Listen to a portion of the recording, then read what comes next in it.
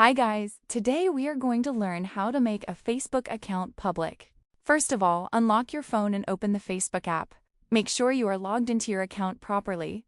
Now look at the bottom right side of the screen. You will see your profile icon there, so tap on it. This will take you directly to your profile page. Now on your profile page, look at the top right side. You will see 3 horizontal lines, so tap on them. This opens the main menu of Facebook settings. Now scroll and find Settings and Privacy. Tap on it, then select Settings.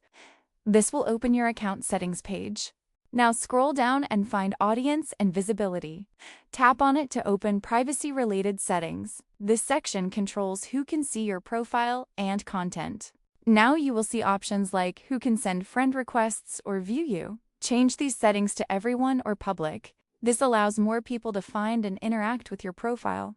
After changing the settings, scroll down, tap on the Save button to apply changes. This will make your account public successfully. Now your Facebook profile is visible to everyone.